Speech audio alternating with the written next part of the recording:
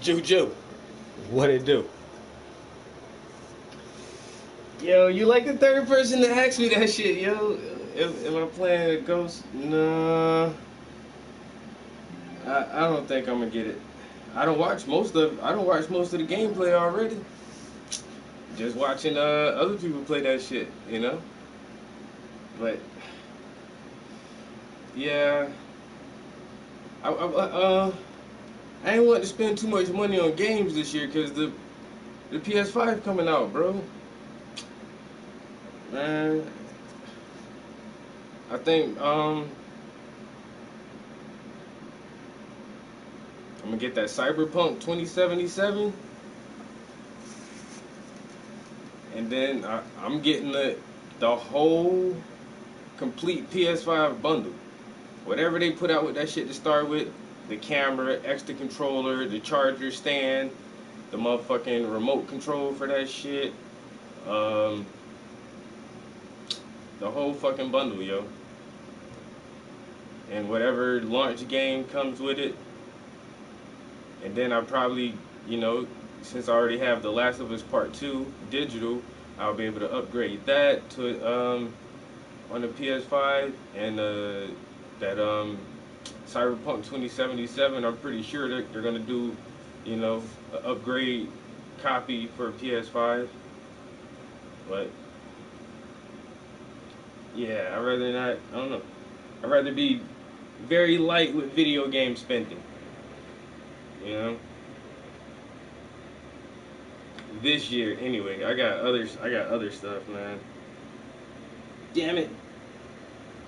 I left the laptop downstairs.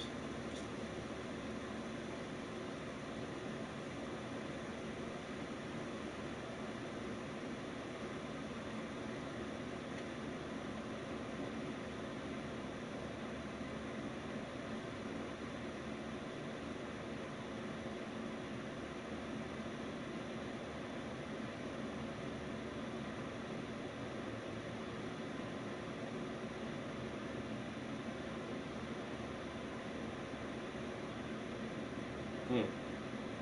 Why?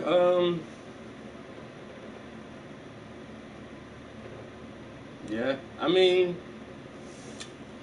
the shit look hella good, yo. Like I said, I watched this one guy. His name is the Rad Brad, and like I said, I watched like hours of him play that shit like it's a movie, yo. And I don't know. I already know, bro. Like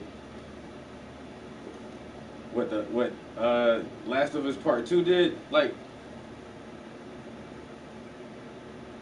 yeah, Rad Brad. So you know what I'm saying? Like, he's a good streamer. His voice isn't too annoying. He's a good gamer. Like, he don't die very often. He edited his videos real nice, and he sometimes he does long clips, but you know most of the time his clips are like 35 minutes, 40 minutes or something. Like, I like watching Brad play games, yo. But I already know, like, with The Last of Us Part 2, yo, that shit sucked so much time out of me, yo. You know, so it pulls me away from the studio.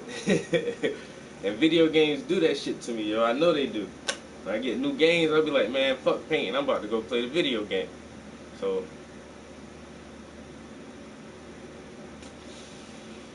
yeah,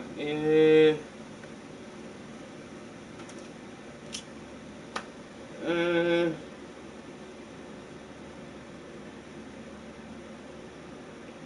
it definitely had a unexpected ending. I'll say that much. That shit did not end like I thought it would. Hmm. But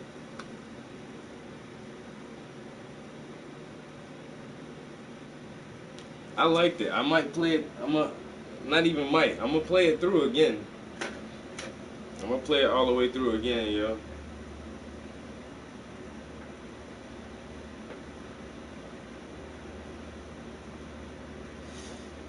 Yeah, but I mean, shit like that happens. And look what he did, though. You know what I'm saying?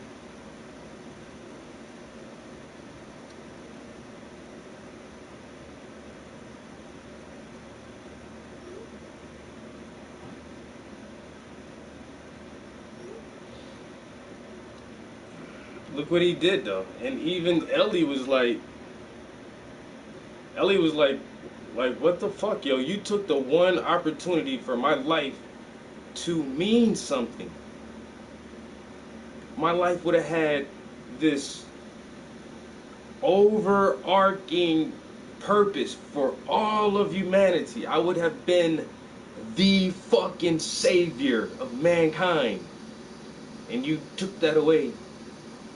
Like, and now I'm just some fucker out here trying to survive.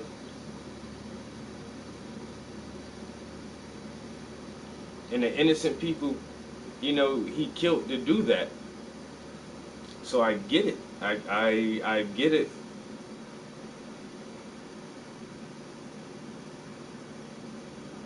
But I don't know. What I didn't get is the so much back and forth, like, It could have ended like twice before it actually did. And I'm like, oh, this is the end. And it's like, nope.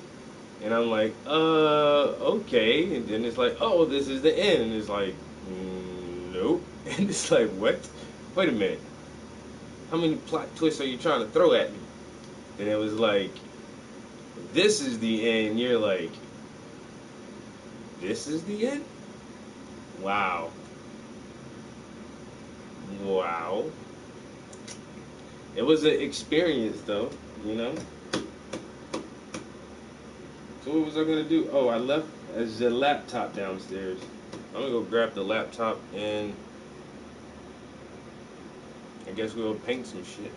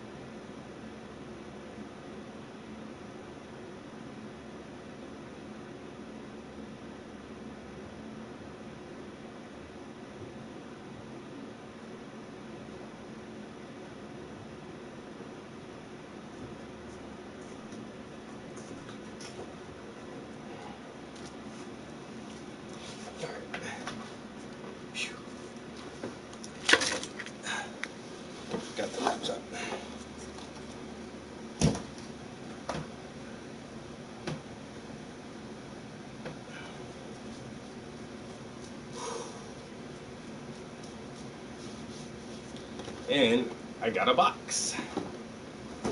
We'll open that box up in a minute.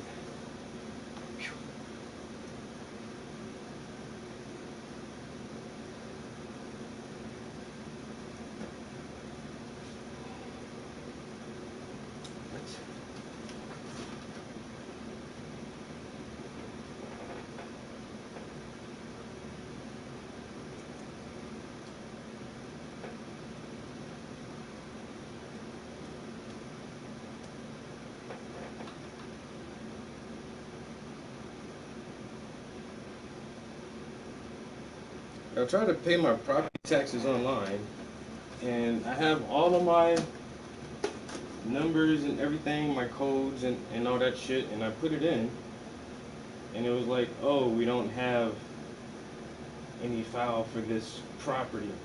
I'm like, I ain't got no file for this property.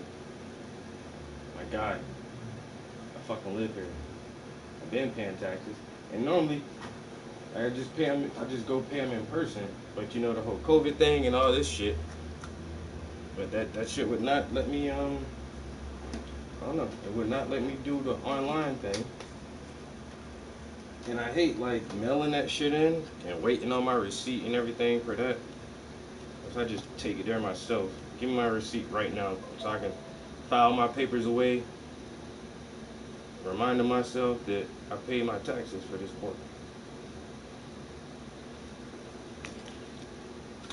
So, shit.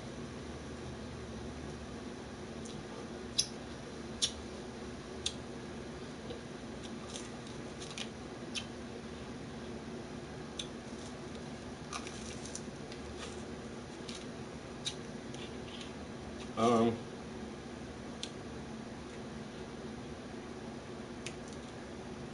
Now it's time for our other projects.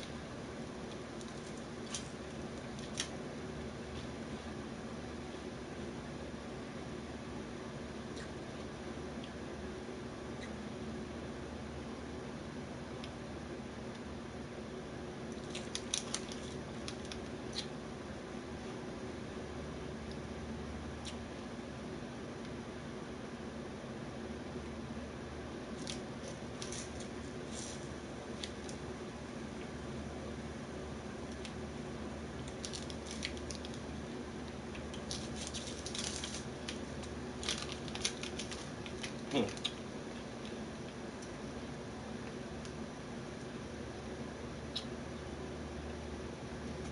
Facebook messages. So in this box,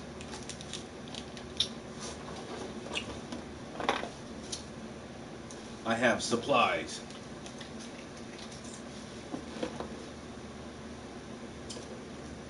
How do you open this box? This is a nice ass box, too.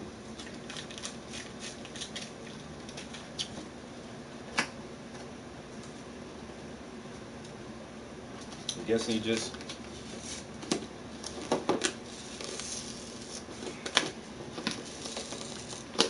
that shit is super sticky. Aha.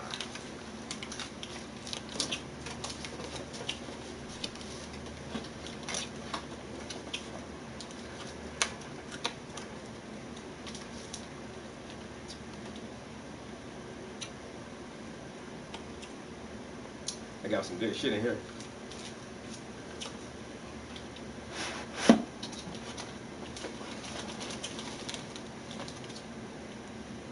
Got a bag of clay. And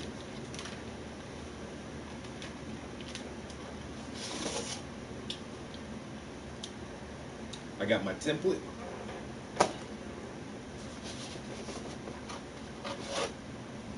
I got a rolling peg.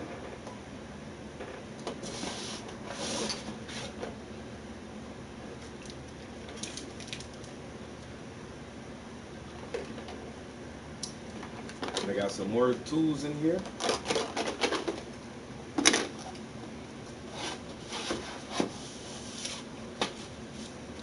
Ooh, what's this?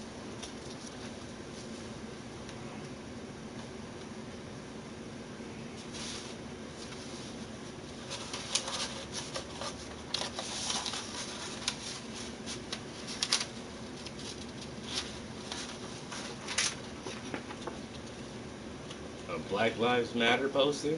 Nice.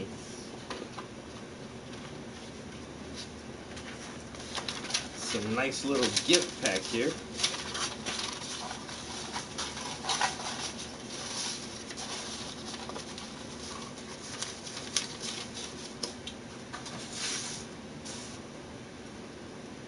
Alright, so got my little pencil case full of toes. Got some ironwork stickers. Some gloves.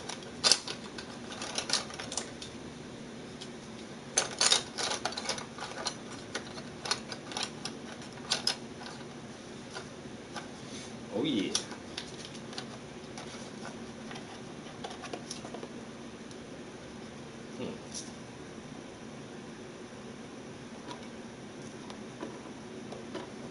It's a nice little package of tools and supplies. I'm gonna put this on my door.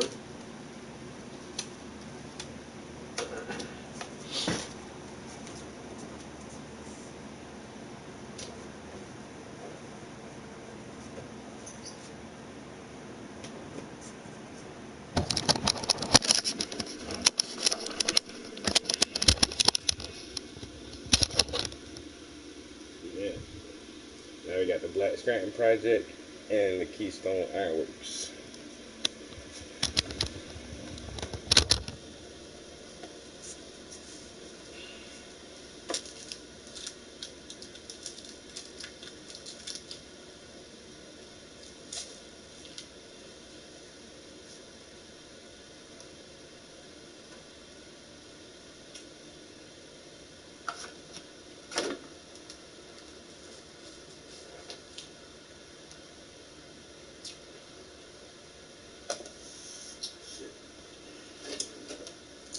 See if we can find something real quick.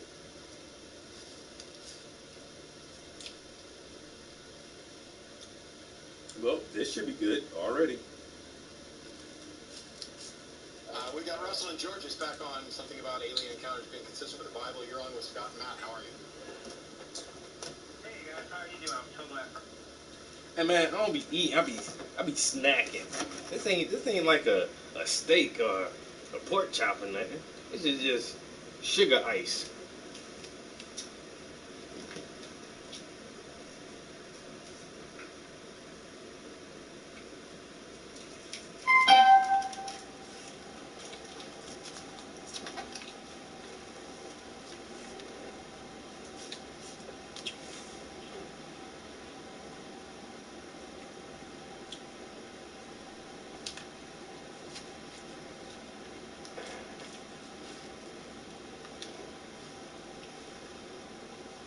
Right.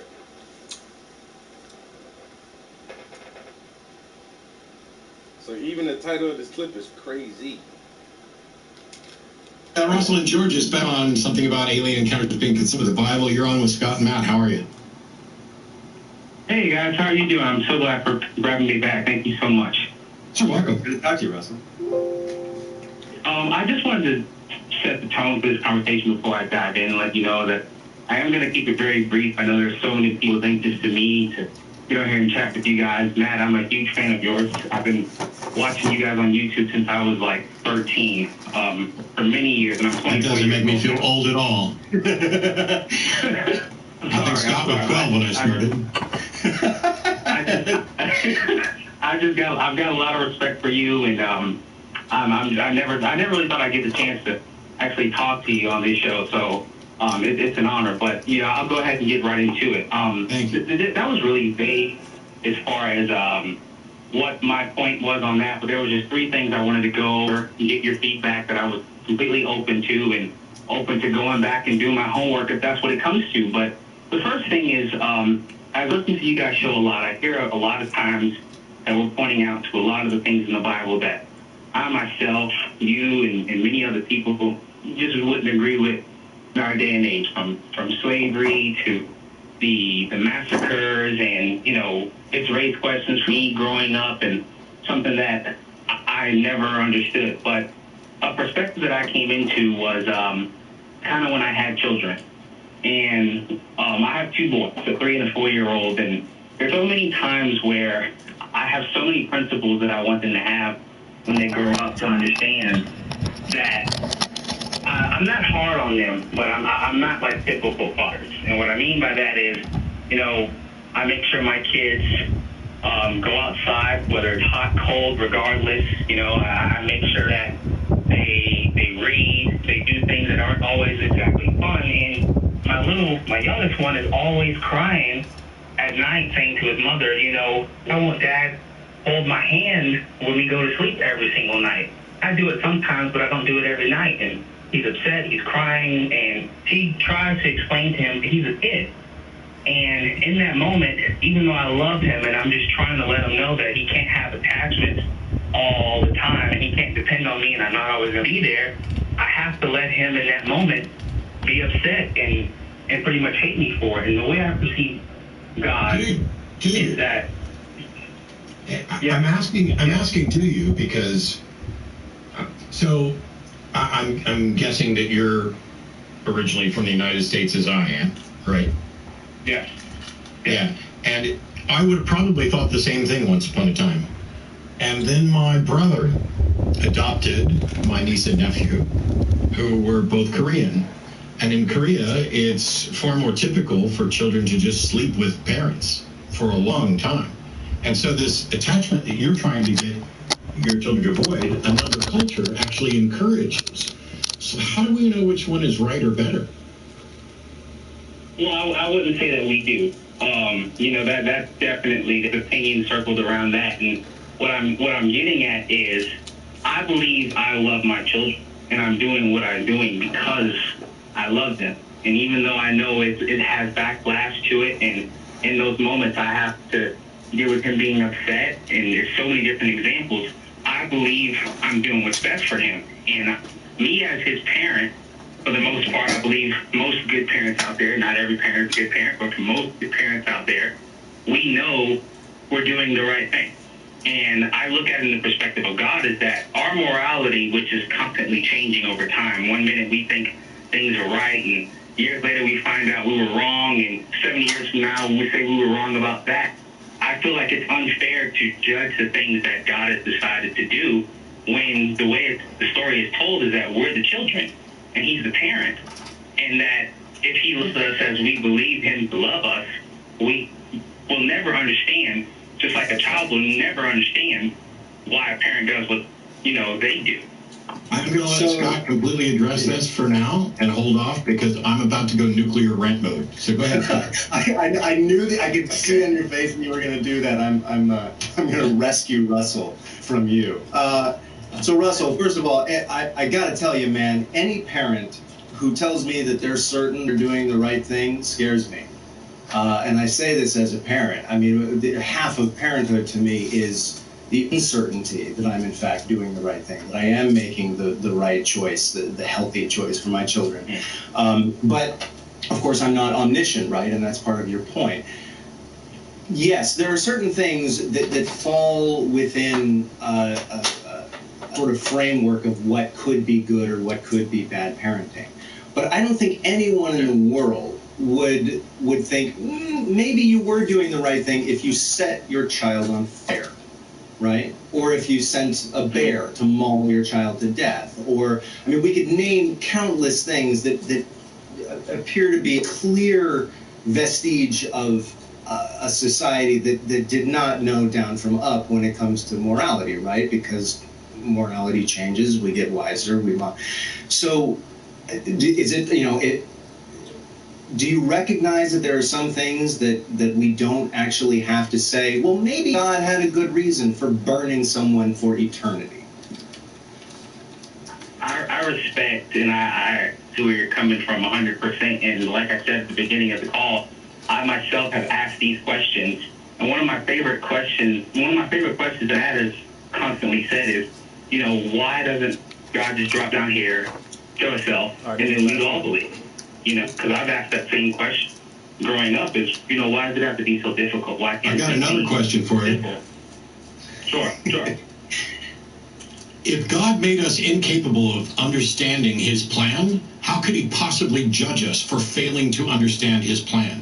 What kind of batshit crazy, asinine, immoral thug creates people and does not give them the ability to comprehend a plan and then punishes them for not understanding the plan?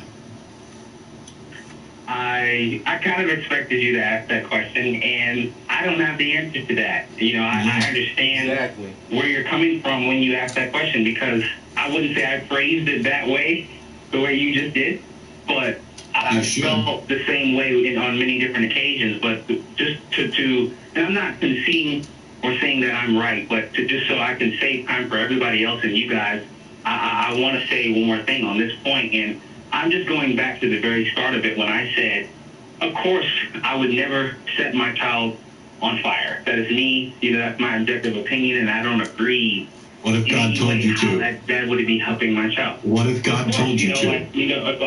Of course, not necessarily I would do it. No, you know. What if God told you to? Totally. I couldn't do it. That's something I just couldn't do. I could not do that because I could not get past my own morality that I think is right. But what I'm coming back to is, in the next 50 years, all these things that we're saying is okay, that's going to change. And then they're going to keep flip-flopping and keep changing. So while I'm saying our morality is so fickle, you know, we can't ever take it as it's absolutely correct, because it's just going to... I agree there. Every so many years. I would agree. Our current understanding of what is moral is not absolutely correct. Our current understanding of the universe isn't absolutely correct. We're learning and constantly improving, but it's not like we're going to turn around and say, you know what, lopping off people's heads randomly was moral all this time and we just didn't know it. That's not going to happen. You know, I couldn't see that happening either. Right. And that's when it comes back to me, even as a theist. You know, See, the thing it's a is, question that I'll never understand.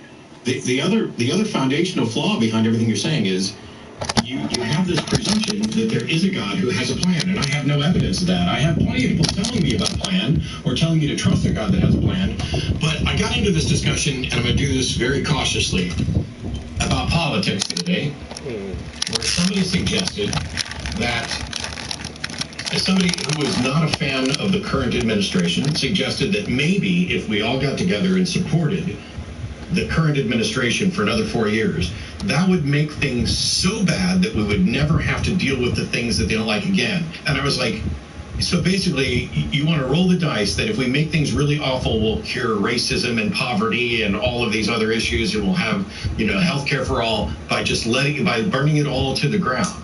And I can't do that because, first of all, I don't see that as a likely outcome of this, and also the fucking house is on fire from my perspective right now, and you deal with immediate triage. So it's nice to say, hey, my children have to trust me, except that children only have to trust you to a point, and you as the parent should be one of the first ones to acknowledge that you're likely to be wrong, should be encouraging children to question, even to the point of where they're rambunctious and rebellious, because at least now you know they're not just going to take everything that you tell them as gospel. That scenario that becomes analogous to a God having a plan for us is really cute, except A, we have no reason to believe there's a God, no reason to believe there's a plan, and no reason to think that the people who are telling me about God's plan are likely to be right. So at the end of the day, I'm stuck with this believers suggesting that I just need to let go and let God, and I'm like, that's where you get songs like Jesus Take the Wheel, but are you ever going to be driving down the road, take your hands off the wheel, close your eyes and say drive Jesus ever? No, you're not, and neither is anybody with any sense. So let's stop pretending that this fuzzy analogy that's about doctrine and theology is in any way tied to decisions we make in reality. There's zero decisions I need to make in reality that should consider whether or not there's a God with a plan. It really is a pretty bad analogy to compare God to a parent. That analogy breaks down in just every possible way. A good parent, anybody's idea of a good parent is nearly the antithesis of the God that we see in Scripture.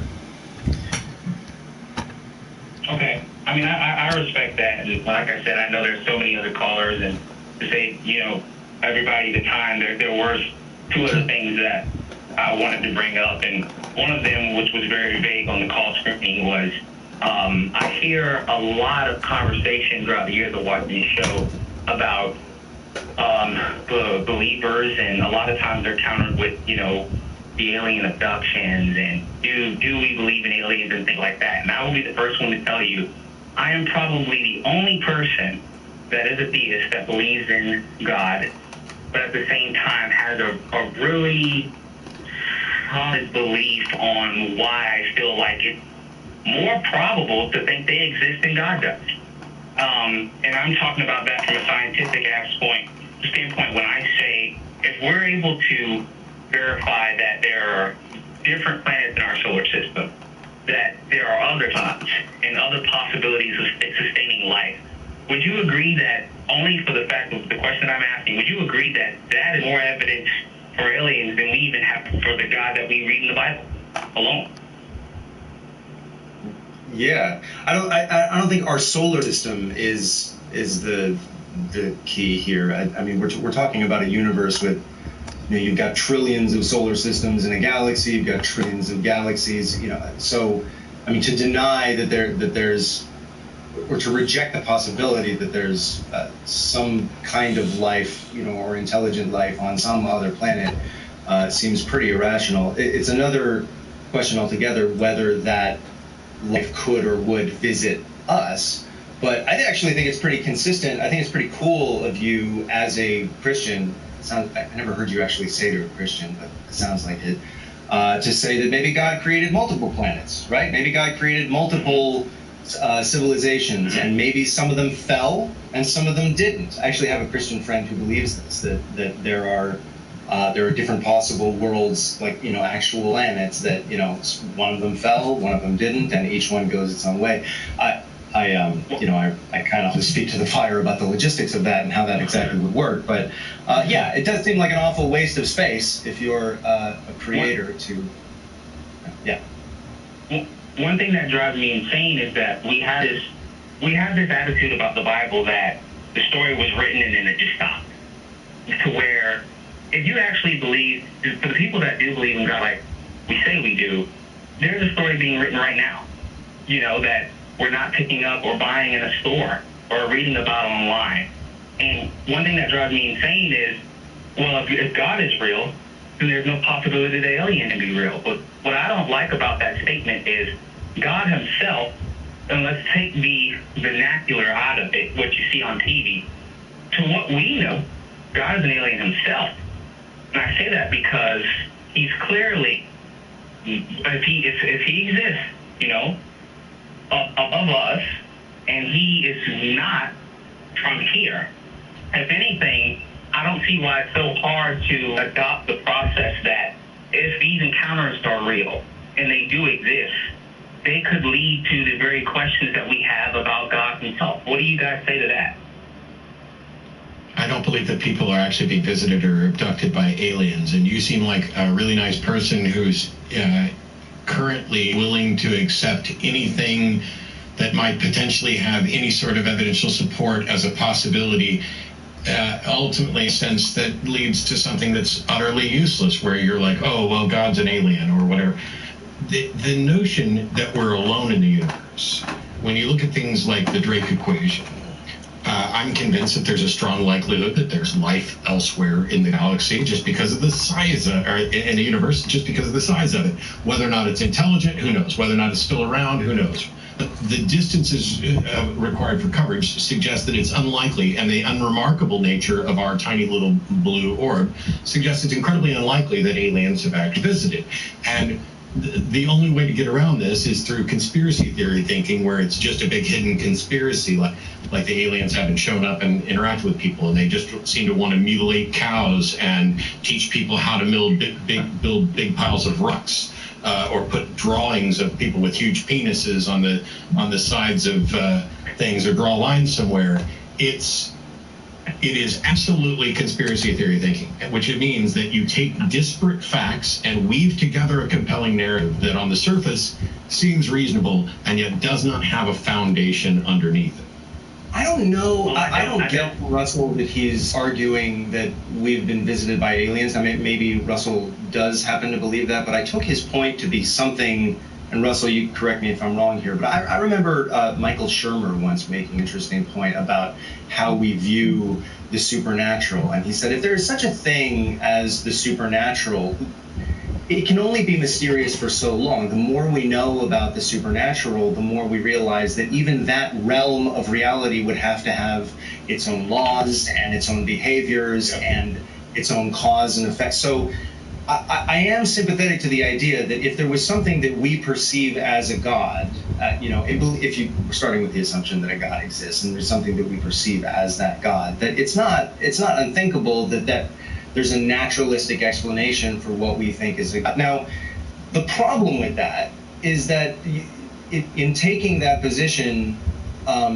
you do have to reject certain parts of Scripture. And of course, you probably reject many parts of Scripture. Even the most fundamentalist Christian rejects certain parts of Scripture because there's too much tension with what we know empirically to be true. But I think the idea that God is an alien just sounds like a really, really oversimplified way of saying God is not supernatural and couldn't be supernatural. You just peel enough layers away and then you just get more nature. Does that sound right?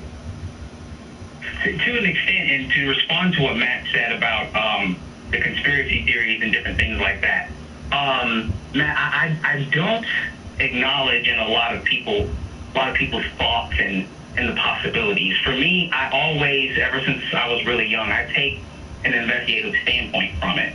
And I love the phrase, where there's smoke, there's fire. And I always look at it from the degree of, okay, if I'm investigating a murder and I don't know who committed this murder, but I've got multiple witnesses tell me that they saw this one guy cross that house just hours before it happened, I'm not saying that guy committed the murder. But if I find that consistency in everybody's story when they've got different stories, but this guy is always crossing that house in every story, no one's claiming that he did it, that guy becomes very interesting and a key piece to my investigation. So my angle is not that, a lot of these conspiracy theories about the aliens, they're real and this is exactly what's happening. I'm not gullible about that.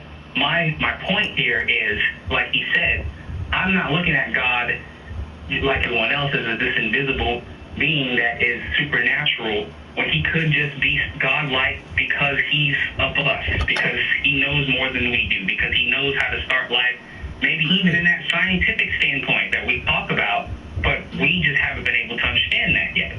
Okay, whose fault, Russell, whose fucking fault is it that we don't understand God?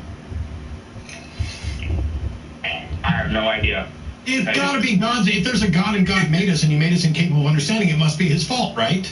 How could it possibly be my fault that I don't understand the person who created me? How could that possibly be my fault? Well, I know the path you're going down here. But there's no path. I'm done. I'm at the end of the fucking point. It's there. Whose fault is it? If God created us and he created us unable to understand him, whose fault is that? Sure, that would be his fault. Exactly. I can go back to the analogy about me taking my son. You can analogize all you want, but the argument is defeated at that point. Whose fault is it? It's like if somebody wrote a video game and the characters in the video game were too stupid to follow directions. Whose fault is that? Sure, I understand, but there's the point no way is out that of this. I'm not calling you guys to win a discussion or win a debate, to be more specific. What are you calling us for? Because I'm confused now and I don't know. The premise here is to bring a totally different perspective to ease up the fact that the premise of the show, Russell, is for people to talk about what they believe and why, so that we can evaluate it to tell whether we agree or disagree. So I'm not interested in navel-gazing, speculative, bong hit, let's talk about aliens and God. I want to know what people believe and why, and whether or not there's good reason to believe it. And at the end of the day, you've just got some analogies that still don't undermine the fact that you're trying to say, maybe we just don't understand God. You know what? Maybe we do. You can sit here all day long and do that. Maybe we don't understand God, but your argument falls apart because in your view, God is the creator who created us incapable of understanding. In my view, there isn't a God, and I think we understand that. Okay. Well, if that's the case, then I would end my entire conversation with the question. Thinking into what brought me to being a believer in the first place. Matt, you said that you were, and I believe you. It's a shame that some callers have called here and they challenged your walk. Okay, that doesn't bother me. Just get to the question. Just get to the question. It doesn't bother me what callers say about me. I don't even care what some of my friends say about me. Go ahead. Was there ever a time in your life where you asked God for things or you asked for his guidance, you honestly believe that he answered your prayers? I'm sure the answer is yes. Yes, there were times where I was convinced that I had answered prayer. Yes. Now ask me that question. Just because... Sure, yeah, absolutely. Yeah, sure. Let's reply that same question to you. No. And you know what the difference between me and Matt is? What's that? I never believed in God. Okay. So now you get two wildly different perspectives. So continue on with your question. You've got two different answers. Let's go. This is no fun. Well, what I'm asking you now is, what made you come from, I'm 100% sure that God was responsible for I didn't this, say that. So were you ever at a point where you asked God for something, or you prayed to him and he fulfilled it for you? Did it ever happen to you? You were something back? No, what I said, you asked me if I was ever convinced that God answered prayer. Yes. Was I ever 100% certain? I've never been 100% certain of anything in my entire life. So did I at one point think that God had answered prayer? Yes. Do I still think that God answered prayer? No. And the difference between that is because I evaluated how one would go about figuring out whether or not a God actually answered prayer, or whether a human being with a flawed understanding actually became convinced that a God answered prayer, when in fact that isn't what happened. Understanding the nature of evidence and what it should take to prove a point is what ultimately convinced me that my prior belief in God was incorrect. So is it unfair to say that if you've never been 100% certain that he answered your prayer, that you weren't actually a believer? You have to be 100% certain? No, I'm not. I've never been 100% certain. No, Russell, I've never been 100% certain about anything, and I do not think anyone can be 100% certain about anything. Okay. Just to briefly go over why I asked you that question. For me, when I was coming to my walk of understanding what I thought creation was and going over Buddhism and everything else, I gave a lot of my time and energy, and I feel like a lot of people can say that. But I thought you said you were I honestly don't think we need the story. We went through everything. You asked a question. I answered with a yes. Scott answered with a no. You then misrepresented my answer to about 100% certainty, and I've corrected that. At the end of the day, I used to believe, and now I don't. And the reason I don't is because I gained a better understanding of the nature of evidence of what should convince people, and found out that I had been convinced for bad reasons, which is why I'm happy to talk to people like you and point out why I think you are convinced for bad reasons. But I don't need another story about why you asked a question. Okay. It's fact that for me, that answer isn't a no. And to respond to you on the line as well.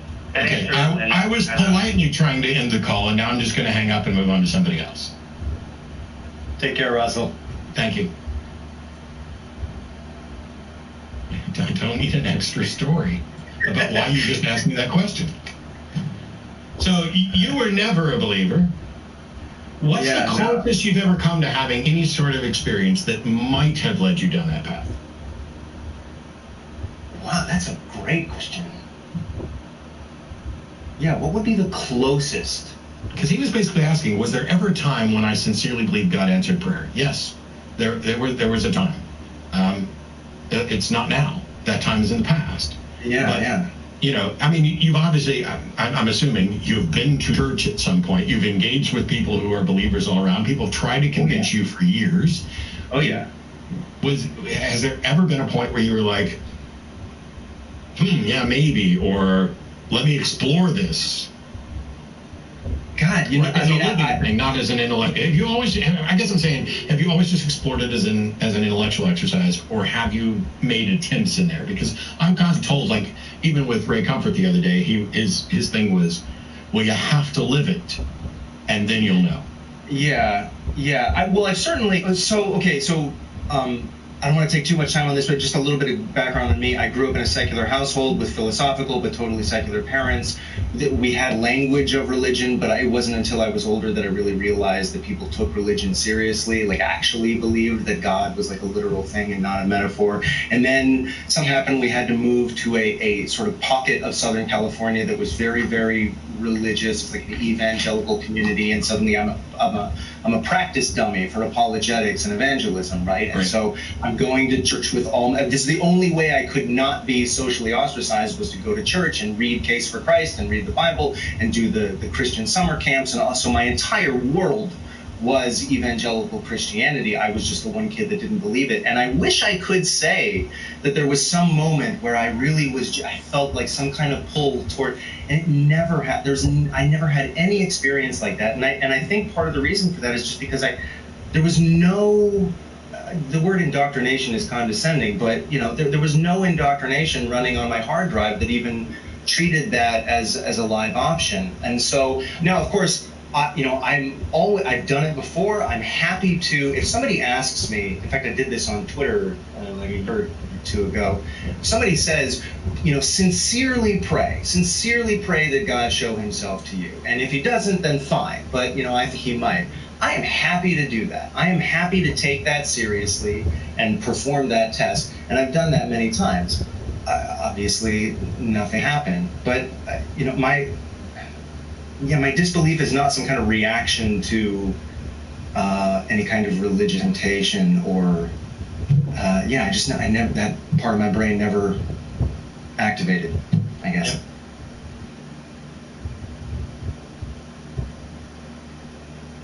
He sounded like he was in the same boat with me. Like, even though I was in a uber religious family. Thanks for the coronavirus. Even though my family was like super, super religious, I just never I could never really believe that shit for some reason. As a child, they just tried to, that was our way of life. Church. And I'm like, what the hell is all this crap? What is this weird shit? Just whooping and hollering and shouting and speaking in tongues. Y'all motherfuckers is crazy, man. Everybody I know is crazy.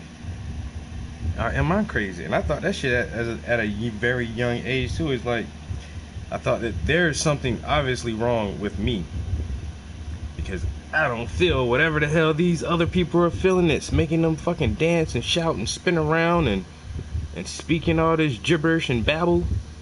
Like what is that? How come I can't do that? I want to know what the hell that shit feel like. It feel like an orgasm? What is this? I don't know. It's just never felt nothing. And it's like, I think y'all tricking yourselves. Y'all is tricking yourselves into thinking something is happening that's really not happening. And once I came to that conclusion, I was like, screw this stuff, man. Y'all can have that. I don't feel shit. Y'all say y'all feeling something?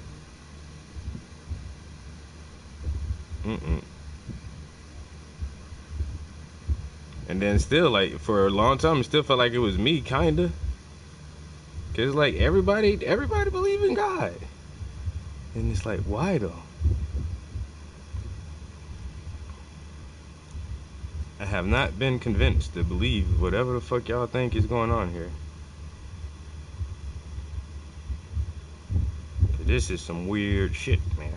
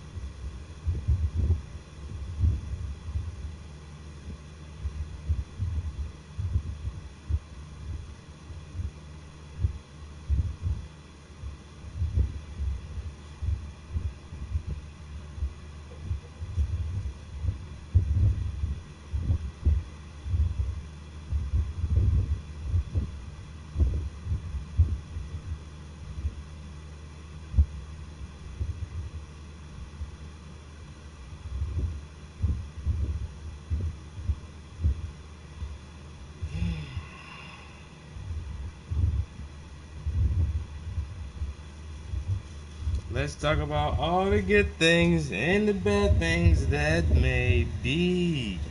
Let's talk about sex. Let's talk about sex. Let's talk about sex. Let's talk about sex.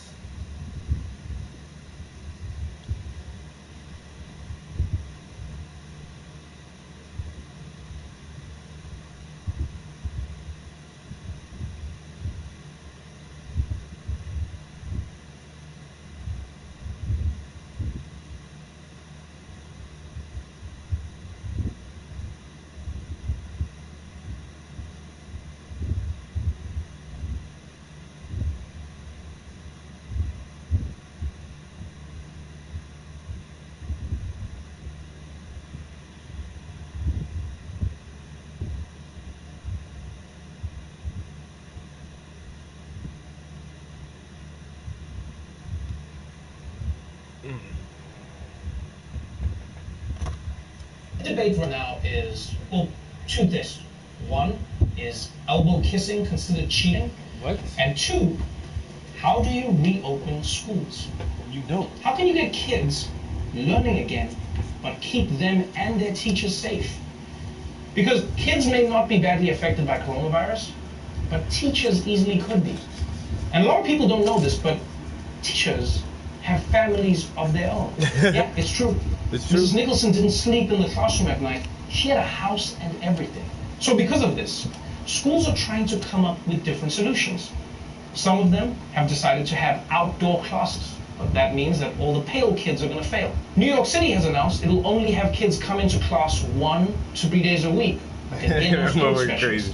Then the question is, what are parents supposed to do on the days when their kids are at home? And some schools in America have decided that they're just going to throw kids into the classroom and hope for the best. Sort of like the Hunger Games, except instead of money, you get no grandparents. Now, President Trump has demanded that all schools open up as normal. And he's even threatening to withhold federal funding from schools that refuse. So just so we're on the same page, he won't touch the police, but he'll defund the shit out of schools.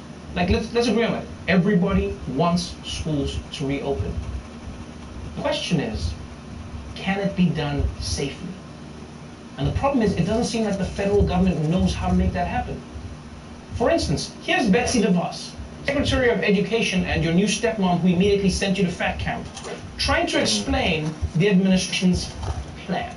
What are experts telling you about the appropriate level of transmission for a school before it has to shut down? Well, I know that that's an area that the CDC is helping to provide further insight into. I can't, as a non-physician or a non-medical expert, tell you precisely what to do in the case of one child in a classroom or 5 children in a classroom to be able to. So just to be clear, are you saying that areas where there is a flare-up, that schools should revert to remote learning? I'm saying that schools have plans. Like, I truly don't understand how there's bailouts for airlines, free money for the banks, but when it comes to schools, they're just like, here's a can of Lysol, good luck. I'll be honest. At this point, I don't understand why anybody is a teacher in America. You're underpaid, you're overworked, you have to deal with school shootings, and now this? Like, I don't know, maybe Betsy DeVos's master plan is to just hope that the school shooters kill the coronavirus and the problems just cancel each other out. Because I don't understand what else she's thinking. America can't just open schools because other countries have opened schools. Those countries got the coronavirus under control first. One comes because of the other. It's like when I was growing up, I really wanted Jordans. But I didn't realize that all my friends had Jordans because their parents had disposable income. I didn't understand the link. So that didn't stop me from trying to have what my friends had. And you know what happened? I kept on pushing and pushing, and for my birthday, I got a pair of Gordons, the official shoe of Gordon Ramsay. What For the more fuck? on how to reopen schools, I'm joined by a man who's been repeatedly fired as a substitute teacher, Michael Costa. What's going on, Costa? It's great, Trevor. It took me a month, but I finally got rid of all those fireworks I had laying around. So. Wait, that was you?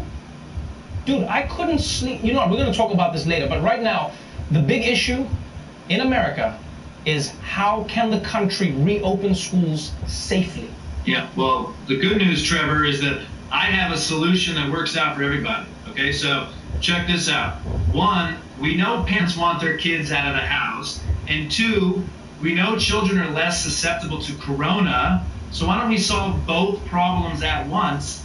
Let's send children to work at meatpacking plants. Think about it. The kids stay busy and we get all the chicken nuggets that God blessed us with. What? Hold on, Buster. You want children to spend the school day meatpacking? Yeah. You're trying to bring back child labor? Please, Trevor, child labor never went away. We just outsourced it to different countries. I want to bring those American jobs back home. Respectfully, I don't think you can just eliminate the school system. Why not? You only go to school so you can get a job. I'm cutting out the middleman. Think about all the successful people that dropped out of school. Bill Gates, Mark Zuckerberg, Brett Pitt.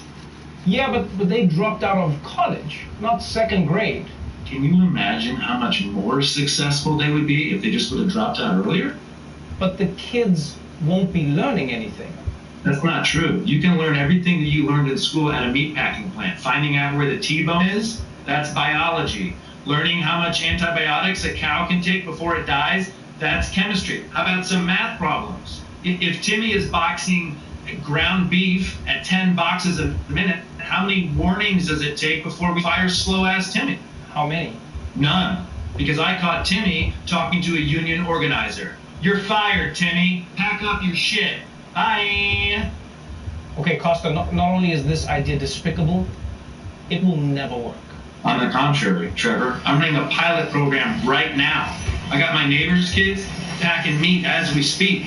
And I got so much meat, I don't even know what to do with it. Oh, man. Hold on. I gotta go. It sounds like Mason got his overalls stuck in the meat grinder again. I'm gonna call back. Mason, you're okay. Just breathe, buddy. Michael Costa, everybody. Welcome, Ron Wilcox, Action Star School. For my whole life, I've dreamed of becoming an action hero.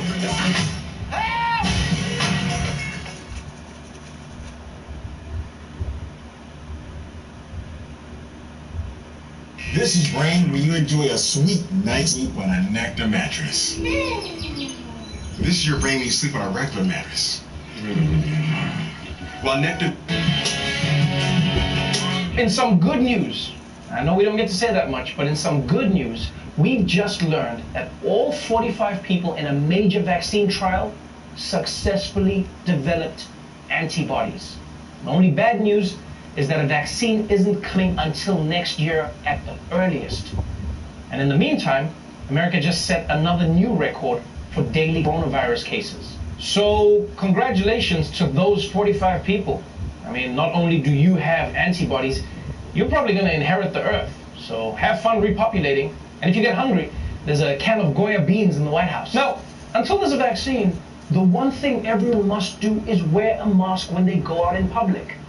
In fact, the CDC director said yesterday that America could get coronavirus under control in 4 to 8 weeks if everyone just wore masks. But instead, people are doing shit like this.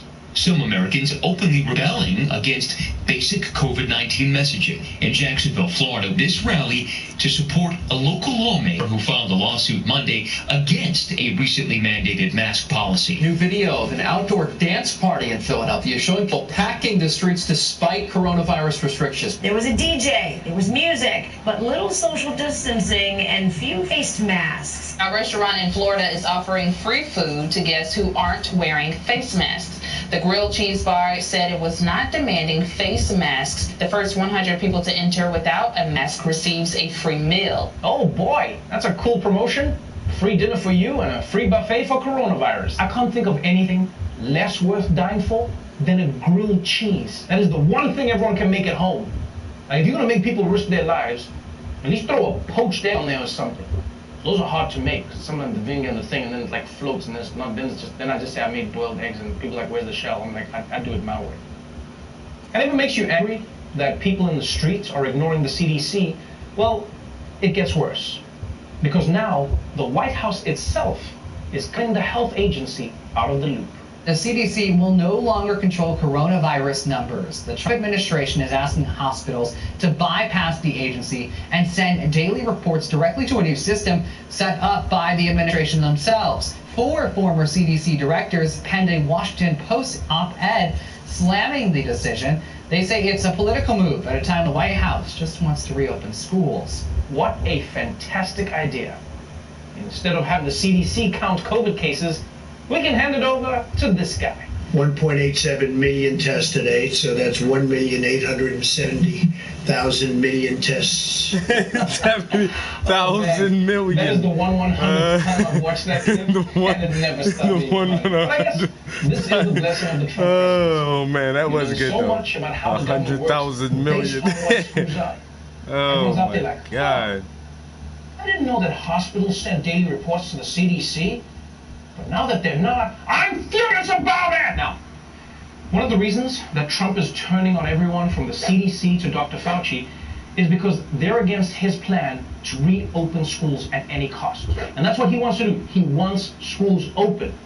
Probably because he thinks it'll finally get Eric out of the house. But despite Trump's pressure, the experts are warning over and over again that reopening schools without containing the virus could lead to dire consequences. And that's why some teachers are now preparing for the worst. As the decision on whether to reopen Texas schools intensifies, teachers are writing open letters expressing their concerns and frustrations. On social media, educators are going as far as writing their wills, citing what they call America's decision to prioritize money over people. In addition, one teacher said she's establishing her medical power of attorney and taking on extra life insurance. Man, if teachers in America didn't already feel undervalued and disrespected, now they are being forced to literally put their lives on the line while a pandemic is still raging. Being a teacher is already hard enough. The classes are too big. You gotta spend your own money on supplies. And if you do a really good job, what do you get as a thank you? A kid brings you an apple. It's not a good gift, Lee, you little shit. They're $1 a pound. You just put your dirty ass booger hands all over it. I mean, if I were a teacher in this situation, I'd just start suspending students for whatever reason I could, just to get them out of the room. Chewing gum, suspended. Got a question wrong in class, suspended. I mean, I love kids, but I'm not dying for someone who doesn't know 2 + 2. So coronavirus has teachers all over America more worried than ever before. But at least many of their students are finding ways to make the most of this disaster. The pulse begins with teens taking advantage of wearing a face mask. Get this, new viral trend on social media has them using face coverings to help them buy alcohol. Videos show teens dressing as elderly people and using face masks to help conceal their identity. They're seen successfully and illegally buying booze and celebrating their success. Some of the videos have been watched more than 2 million times. You're dressing up like grandma, but what would grandma say about what you're doing? Yeah, I think grandma would be happy that at least someone is wearing a mask. But kids, please remember, this is a very dangerous game that you are playing. Right? Because if your disguise is good enough to trick the liquor store guy into thinking that you're old, it might also be good enough to trick coronavirus too. And then you're screwed. So, that's the latest on America's coronavirus journey. People aren't wearing masks, teachers are fearing for their lives, and it looks like Trump might try to fudge the coronavirus numbers. So, kids, please save some of that alcohol, because we're all going to need it. Hello there. Are you sleeping on a neck mattress, or are you sleeping on a piece of garbage? Not sure? Simply ask your brain.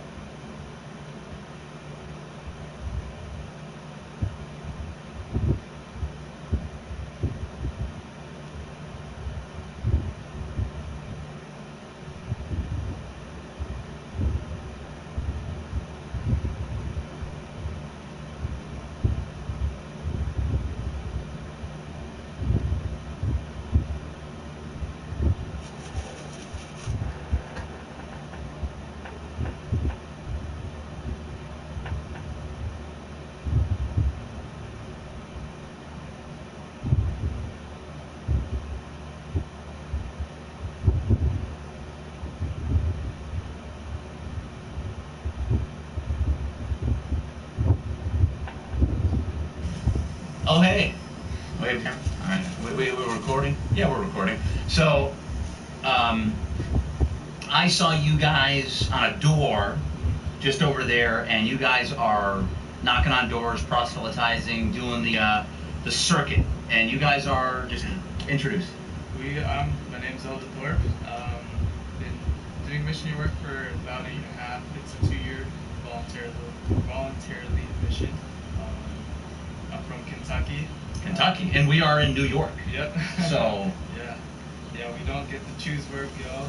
The leaders of our church get to pray to God, receive revelation where we're the best we can be. So, we do this for 2 years, every day of the week. No money involved. This isn't for rank or position in the church. That's incredible. Yeah. I've actually heard this before from a couple people, a couple of times, that, from what I understand, correct if I'm wrong, this comes out of your own pocket. Like, you're funding your own, you don't call it a mission. Yeah, we call it a mission. Elder Kelly, by the way. Elder Kelly. I'm from North Salt Lake, Utah. Been here 7 months. It's been awesome. Serving Jesus Christ. Yeah, so we raised $10,000 to go out here and help people. And where do you guys stay? You're not. So you're from Utah. You're from Kentucky. Where do you stay? Right now, use that $10,000 to our church. The church basically does whatever it wants with the funding and stuff, and take care of the apartments. But it's really coming out of our own pocket. So you're staying in an apartment? Yeah, in Brockport. Like so a temporary apartment, right? Wow. Okay. Already, I know more about what you guys do in this first 30 seconds of this conversation, because I didn't know you weren't from around here, and you guys don't know each other until this mission. And it is a mission, right? That's the appropriate word. Wow. So you didn't know each other till you started this mission. How old are you? I'm 20 years old. 20? 19. I started when I was 19. And now there's a lot of, especially in today's world, there's a lot of just negativity around religion. In the public, in the public view, there's negativity around, and we don't need to go into the reasons why. We all know why. But I think there's a lot of shrouded positivity, which I think is what you guys are sharing. Give me just if you were to knock on my door, how would you introduce yourself? I would say we're the LDS missionaries from the Church of Jesus Christ of Latter-day Saints. We're sharing the message of Jesus Christ, how he loves us, we're his children, and because he loves us, he reached out to us again and established his church through the modern-day prophet. And the proof of that comes from the Book of Mormon. And as we read the Book of Mormon, we can pray about it and receive the Holy Spirit that testifies the truth. And so it all goes basis on prayer and reading it for yourself, finding, pondering, thinking about it. I want to ask. I'm not gonna go too far into it, because I do want to ask theological questions, but I know those can be challenging, and there's no real. I'm in sales, and we knock on doors. Hey, I see your roof is in disrepair. You're probably gonna need a roof in the very near future. But we have door knockers who are not. I'm very experienced in roofing, but we have door knockers who almost know nothing other than your roof looks deteriorated. You might need a new one. Can we have an estimator come out who knows a lot more? Is that kind of what you know enough to knock on a door and share your brief testimony, but like the detail, is that accurate? Really, we just knock on doors to see if anybody's interested, and we totally respect all other people's beliefs. They have the right to choose, and we just help people come closer to Christ. Okay. So now you use you that's an official term, elder. That seems a little strange to me and probably a lot of people, because you're clearly not elder. Yeah. So elder means teacher. We get the name elder for 2 years. There's girl missionaries. They're called sisters. Yeah. We just have the title. Oh, that's what Kelly's sister means. I didn't. Yeah, that's what my last name's Kelly. My first name's Sean. Okay. So just get the title 2 years. I just recently visited the Joseph Smith House out in Manchester, and there were a bunch of girls there, missionaries? Yeah, missionaries. And they kept, I'm sister so-and-so, I'm sister so-and-so. And obviously, most people are familiar with, like, the Catholic Church. Sister is a nun or something like that. But they're basically doing the same thing you're doing. Yeah, they're definitely. being missionaries. They go out and knock doors as well. Sometimes, like for here in Palmyra area specific, there's the sites in Palmyra that you've been to, the Joseph Smith place, the farm, the Sacred Grove, El Camorra. They have side shifts, I guess, where there's time out of their day where they go and give tours of those places. So I want to ask a couple more questions that are not theological at all, nothing to do with faith. You said you raised $10,000. Do you guys start working at age 15 to save $10,000, or? For each family, it's different. Like most teenagers don't make $10,000. Yeah, for my family, my parents were fortunate to have the funds, but they made a deal with. I have 3 older brothers. Okay. So they made kind of like a deal with each one of us that we raise half, and they'll pay the other half. So how did you raise $5,000? Raised $5,000. We used to live in California. Okay. So we did recycling and stuff, just picking up stuff off the side of the road. Parents would buy water bottles. There's like a job. There's a weekend job. It's called the farm. I went on and helped direct people where to go so they could pick apples and stuff. And Sean, how about you? I don't want to just cut off, but I'm just asking. Yeah, it's basically. Sounds kind of rude when I say shut up, man. No, it's okay. But this is very exciting. I know you guys want to knock on more doors and stuff. No, it's like fun. We love answering people's questions. I just had a job when I came out. It's basically what a lot of missionaries do. That their parents pay for half, and pay for half. So kind of like almost like college. People, like, well, my parents helped me out. I had to get a job, and if they said if I got this much, or like a car, somebody like, well, my parents said if I could raise $2,000, they put $2,000 and get a car. How did you raise your $5,000? Same thing. You just worked at odd jobs. Yeah, just worked at jobs and stuff like that. And yeah, it's like that. So again, just pure functional question. You raised $10,000. You said your church leaders decide where you go. Do people frequently go across the country? I mean, you guys are. New York is nowhere near Utah. Yeah. There's approximately 70,000 missionaries all around the world. I have friends that served in Africa, Japan, one's in Uruguay, one's in California, even Utah.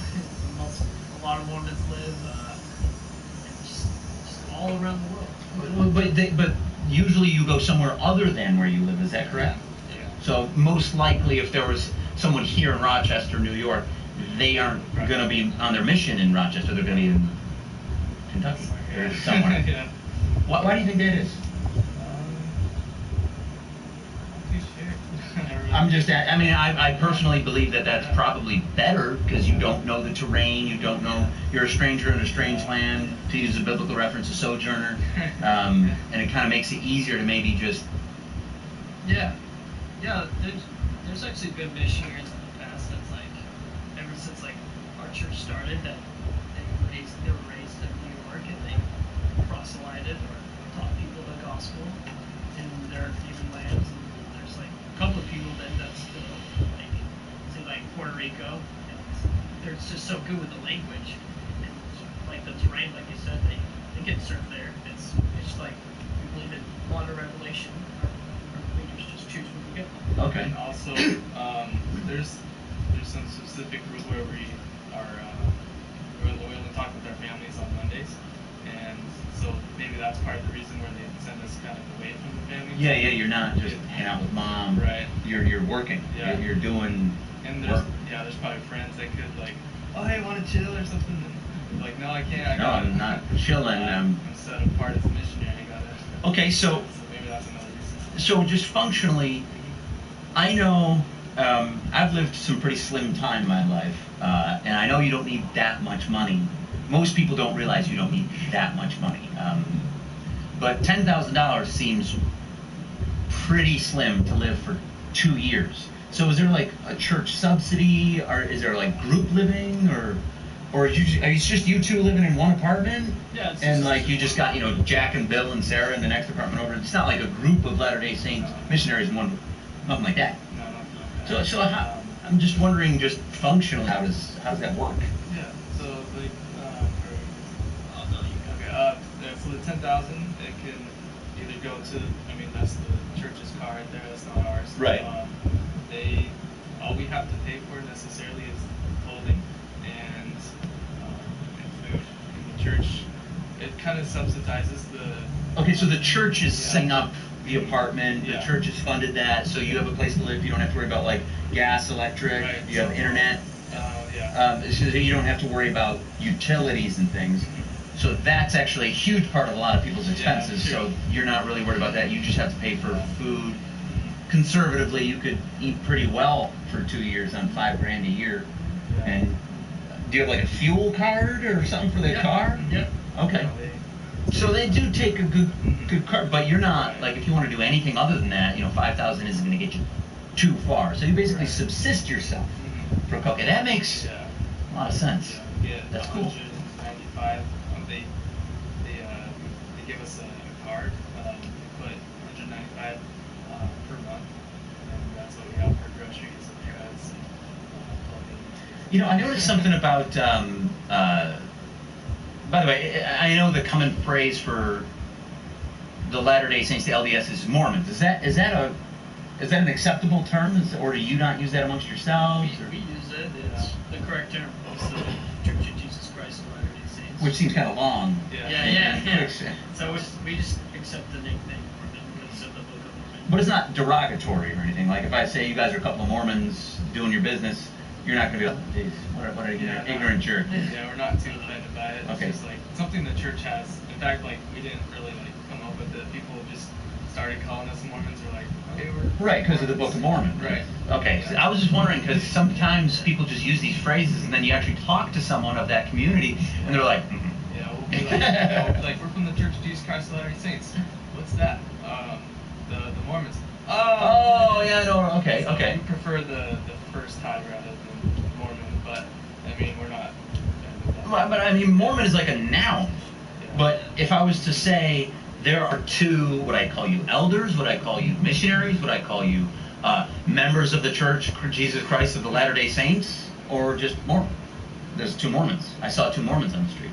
I mean whatever you want, but yeah, I guess Church of Jesus. It's quicker to say Mormon, yeah. So I was just wondering, that's why people it helps to be accurate.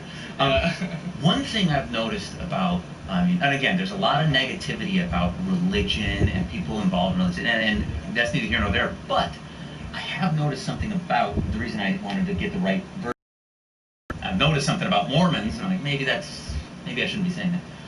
But I'll use that because it's a little bit easier. Yeah, definitely. One thing I've noticed about Mormons, I mean, just look at you. I mean, you guys are all crisp. I mean, you haircuts, clean. I'm not even clean shaven. I'm doing business today. Yeah. You know, clean shaven, slim, usually in shape. Is that a cultural thing, or is that just like? I mean, it's not happenstance. Do you consider that a blessing from God, or like, why do all the Mormons look good? Why do you always look good? There's, I guess, one way we do have a health code given to us by Prophet, kind of like. Like Jewish, like yeah, okay. Kind of like Israelites. We believe it's a commandment from God to help us, because the Bible describes like your body as a temple. You should not put like harmful substances in your body. So we don't drink coffee. We don't drink tea or coffee. We don't smoke. We don't drink alcohol. Now I've heard that before. use illegal drugs. I've heard that before, and again, in as much as I've heard things, but people hear things all the time. Is that real strict? Is that like? What I mean by that is not like, are you punished for like sniffing a coffee? What I mean is, Oh, I love the smell of coffee. you're raised on this though. Like you're raised from a child. You don't drink coffee. Now I've never. In my life, I've never drunk alcohol. I've never smoked anything. I don't drink coffee. I do drink soda. But I don't drink coffee. But most people in my life say I'm a little strange for having this type of lifestyle. Do you guys, obviously you're knocking on doors, but do you guys often mingle with non-Mormons? Do you hang out with non-Mormons? And what's the reaction you get to that type of dietary discipline? Like what the heck? Yeah, pretty much. But then we try to explain, like, we see it as like those substances are addictive, and when we're addicting, we can't make our own choices. We're kind of like controlled. You're controlled by the chemicals. Right. Yeah. So we have that. There's that urge. What? So you can't really get. Oh, I'm sorry. Yes, you can't really like choose for yourself. I believe that kind of adds to the beauty, I guess. Do you guys work out? Yeah. I mean, you guys walk a lot. We do. You guys are on I mean, you walk more. How much do you think you walk a day? I know these are strange questions, but it's. No. Probably average like 6 or 7, maybe, depending on So 5 to 10 miles, depending upon where you go. Yeah. Every day. Pretty much, yeah. And we work out 30 minutes in the morning. We do push-ups, pull-ups. We have some weights. And you guys work out together? Is that like is that a religious thing? Is that part of the discipline, or is that just that's treating your body as a temple? Treating body as a temple. The prophets have asked to, be physically able, I guess. So. Yeah, like missionaries, we kind of live like the higher law. So higher laws. I don't know what you're talking about. So like it's like say like. Would I have to like read the book to know what you meant by higher law? No. It's just a phrase like in the Bible, like Jesus says like. Oh, greater than the laws of man. Yeah, so we live like we like live by certain rules as missionaries. So we wake up at 6:30, we go to bed at 10:30. We do in the morning we exercise, we pray, we get ready for the day, we eat breakfast, do personal study from the Bible and also the Book of Mormon, and basically plan our day from 9:30 to 10. We study as a companionship, and then we go out for 9 to 9. We go out, and after that. So this is your missionary years. This is 2 full years. Mm-hmm. Once you're done with those 2 full years, what happens next? Like, what happens next? So we both went to college before. You could go out when you're 18 or 18 to 26. You could go out, but we did a semester of college before. After the mission, I plan to go back to that same college, BYU, Idaho, and start a family. Maybe like 2 years left in the road. Brigham Young University. University. Yeah, Idaho. And plan to be a pharmacist. Pharmacist. Yeah, a pharmacy job in Kentucky. Just fill prescriptions. And you want to be the guy behind the counter with the lab coat. Yeah. I'm counting pills up here. It's very important. Yeah. And what are you going to do? Professional. I have no idea. That's like part of the reason. Like I kind of came up with mission, just like see like what I want to do. Get into sales. Yeah. Maybe I can get into sales. Well, are you familiar with Smart Home? Mm-hmm. I can't. What is his name? The CEO, or not CEO, the vice president of sales.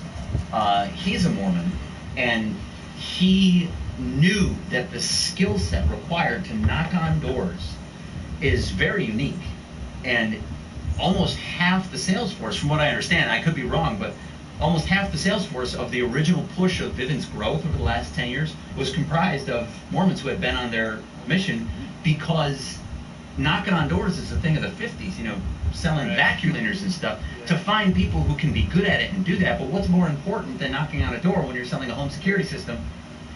And he knew that was a valuable asset to business. So it might be I'm just saying it's an avenue for you to consider, pharmacist, whatever you want to do.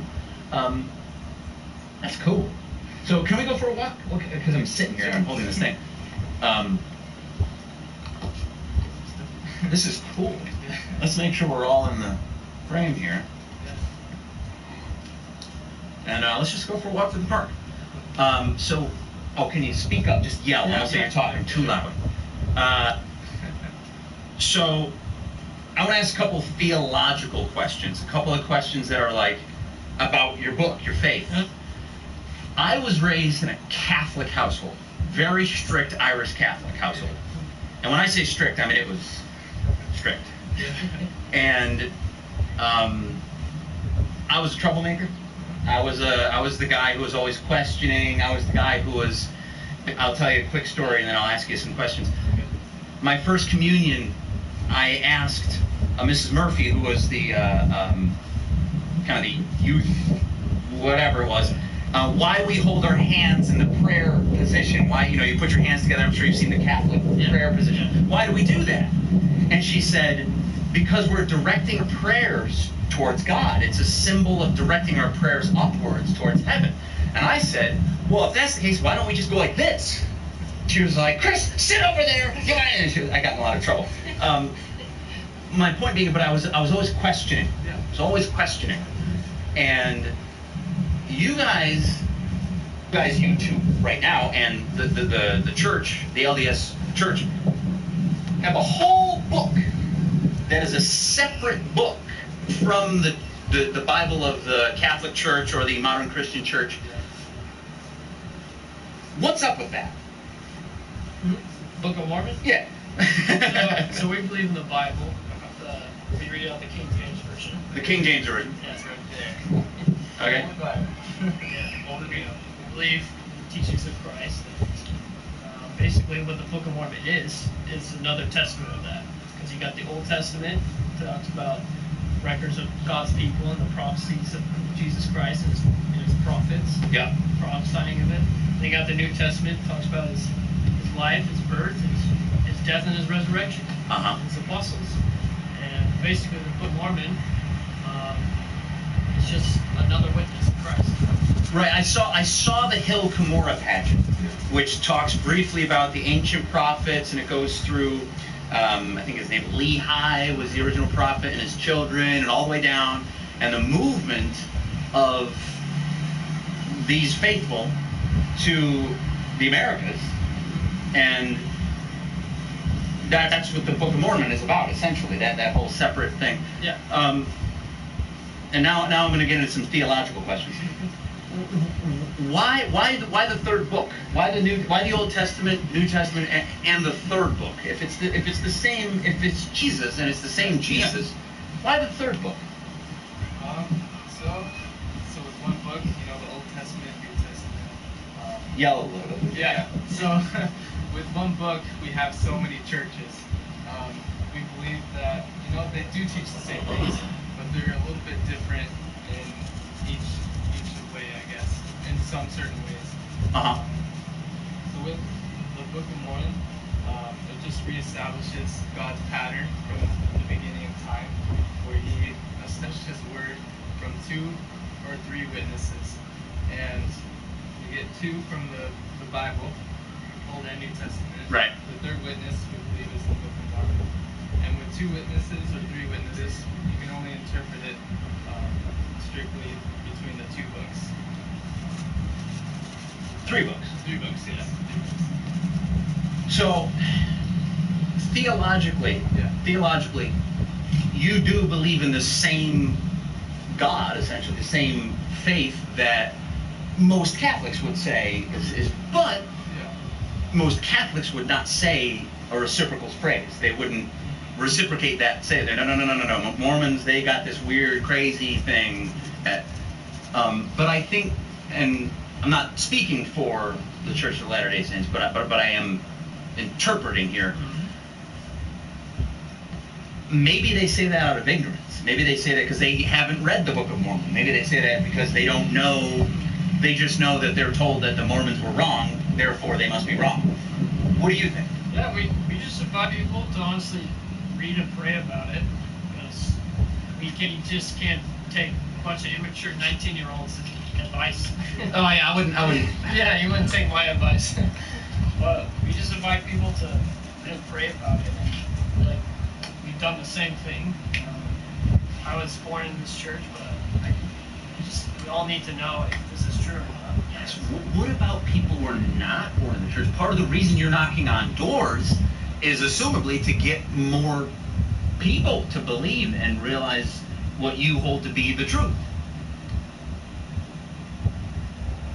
I can see being raised, like I said, I was raised in a Catholic church. I don't consider myself at all Catholic right now. Some people say you're born into the Catholic church, that means you're Catholic. You just gone astray. Maybe you've heard that. So I can see being born and raised in a religion. But what about coming to a faith? Like, what's the process? Like, say a 36-year-old is like, this kind of makes sense. You know, I've heard a little bit. Let me read that book. Let me go to a what do you call it? A mass, a church. Yeah, church service. Yeah. Let me go to one of these services at. Do you have a name for the places? Temple, meeting hall. Probably meeting hall. Yeah. I don't know if they call them churches. Church building. Chapel. Chapel. Yeah. Okay, so I'm well, let's just use my real age. I'm 34, and I say I want to go to one of these things, and I start saying this makes sense to me, but I didn't go on a mission. I wasn't raised in this, and I spent my whole life drinking coffee. I haven't, but let's just say I have. Yeah. That's normal American. How does that fit into the whole conversion? So yeah, like we teach lessons based on doctrine. First lesson is usually about and it all depends on the person that we teach and how much, I guess, how ready he is to learn. But it goes through the message of the restoration, where God calls prophets, gives them authority, that authority's lost, things like that, and it's brought back. So we go through lessons to teach them about our beliefs, and when they're like, okay, this is starting to make sense, we invite them to read and pray about it, because ultimately God, he cannot lie, and he is the source of all truth. You tell me the truth, you tell Kelly the truth, you tell everybody the truth. But it's kind of hard to know the truth if there's so many different ways. And I guess that's back to the Book of Mormon, to reestablish truth. Yeah. Let me ask you something about like the lifestyle, because it is a theological question. Yeah. There are a lot of personal development programs out there, a lot of people that help with, like Tony Robbins-esque, Brendan Burchard-esque people that basically say exactly what you just told me, minus the religious part. Like, if you make yourself, I don't know if you've ever heard of the book Miracle Morning. It's a book, it's just a personal development book, and he basically says, if you make your morning, every morning, a miracle morning, feed your mind, feed your soul, feed your spirit, feed your body, exercise, make that morning just a good morning, which is basically what you guys said. We work out, we study, we pray, all these things. Then it almost doesn't matter what happens throughout the day, because your morning was so good, it's going to help the rest of the day. But he just didn't add anything with the religious part. Like, he didn't say anything about studying the Bible. He said study, mathematics, study English, study literature, study history, study things. Just took the religious stuff out of it. What is the value that you receive directly from the religious element of your lifestyle? Because clearly, physically treating your body as a temple, it helps you live healthier, it keeps you more energy. Studying, working out, all these things are good, but what's the value that you feel you receive from the religious aspect? The prayer, the meditation on a holy book. What do you get out of that, in short? Generally for me, I just feel God's love. Like, I just feel the Spirit just help me spread my testimony of faith. That's all because Christ is like the key point of our church. We just always want to keep that constant membership of it. Yeah, I think for me, the reason why I do read the scriptures each day, both Bible and to just read about people's lives and their dealings with God and Jesus Christ. And sometimes they're similar to what I'm facing in that moment. Sometimes I'll be reading it and I'll receive direction on how to help somebody else through what they're going through. So that's kind of like how it helps me see like I'm not the only one like going through this problem. There's people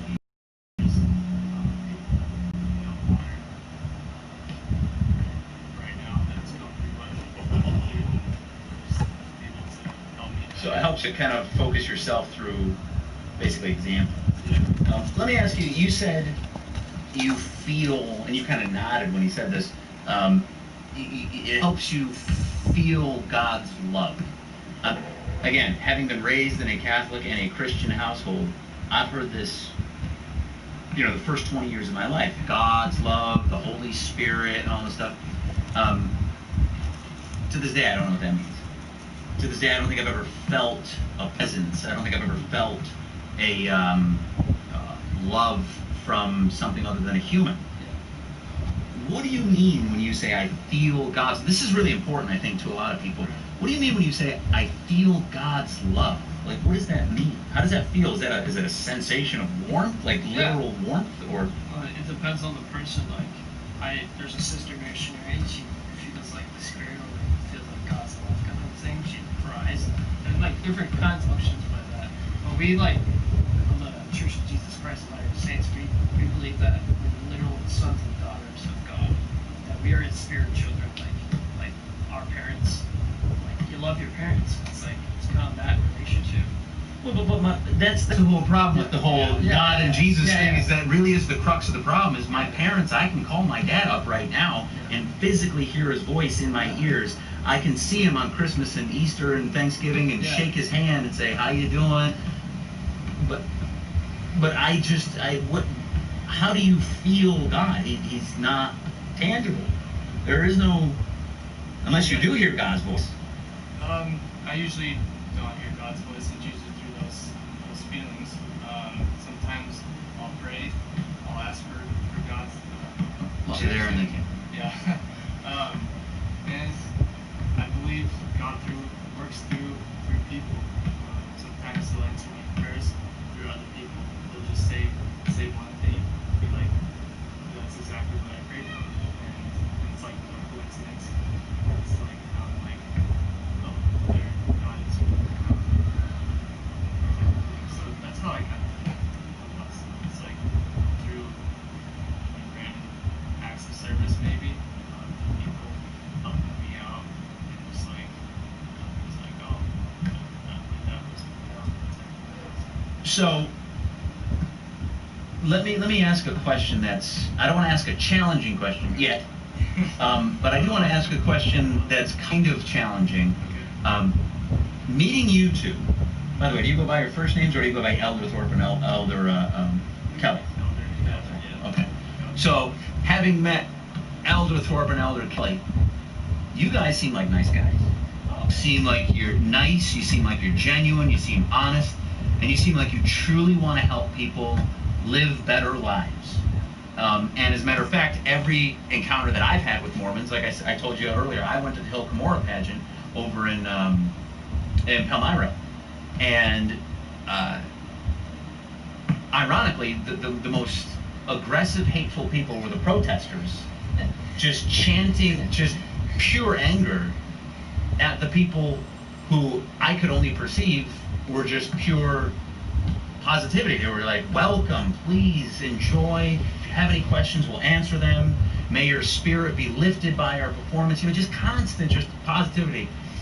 That being said, why do people believe there's something negative? What are the negative? What is it that? I know what they are. The people say, that there's subjugation of women. Religion keeps women subjugated and not unequal with men. And I've heard all that. But that being said, I don't think that's the biggest issue. I think anybody who says like a religious person is a crazy person or something like that obviously has talked to either of you.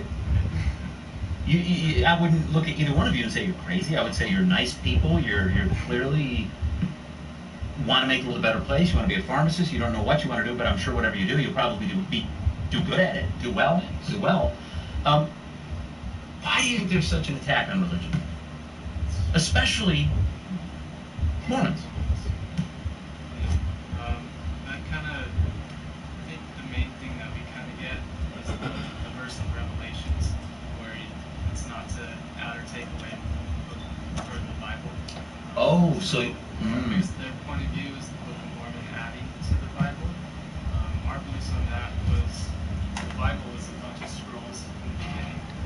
All right, I'm about to take a break. I'm getting hungry now. Yeah, the Bible was a bunch of scrolls written, kind of how Paul wrote epistles to the people. Yeah. Those were scrolls. It necessarily wasn't a book at the time until Constantine or somebody put it together, and we believe that the scrolls were not necessarily put in order either. And so what was Revelations was talking about, John was talking about, we believe that he's talking about the book of Revelations that we should add to that book. Can I interrupt you real quick? Yeah. My Catholic teaching is coming through here. It is the book of the Revelation. And some people will actually use that and say, well, clearly you don't know the Bible because you're calling it Revelations, which is just shows your just ignorance, which I think is totally not true. And I'm a skeptic, by the way. I don't have a clear. I'm not going to say you're wrong. You could be 100% right, but I'm not going to say I'm wrong either. Like I don't have a explicit belief in a particular rule set. But you're talking about other Christian faiths, of which there are many. What about non-Christian faiths or no faiths, just agnostic or a completely? I just don't.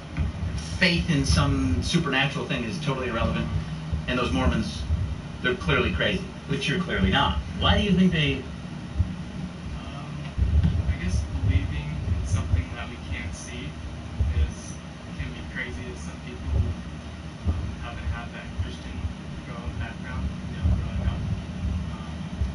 So maybe that's one reason that I think we're crazy. I'm not saying you're crazy, but I'm sure you've heard it before. Yeah. I'm sure you. Oh, let me ask about that. How's your door knocking going? Lately it's been rough. I mean, the weather's nice. Yeah, the weather's awesome now, but like we just get a variety of people like, oh, they're not set, we're not interested. Thanks for stopping by. Yeah, kind of like that, but we respect what they believe. Do you get general curiosity sometimes, where people are legitimately like, you know what? I have been searching for some answers. Come on in. Do you get that? Yeah, sometimes. Wow. The majority like, oh, I have a church, I go to this, like, that's great. I mean, believe in Jesus Christ is better than I think, but even those that don't, it's still up to them. So. Yeah. The original, not the original, but the old Catholic, I can't remember what they call them. They call them the papers of something, the papers of the Vatican or something like that. They were set, the last time they were set was 1996. But before that, they were like 1930 or something. And it was doctrine, it was Catholic doctrine, that there was no salvation but through Jesus Christ, through the Catholic Church. That was their doctrine. So Mormons were out.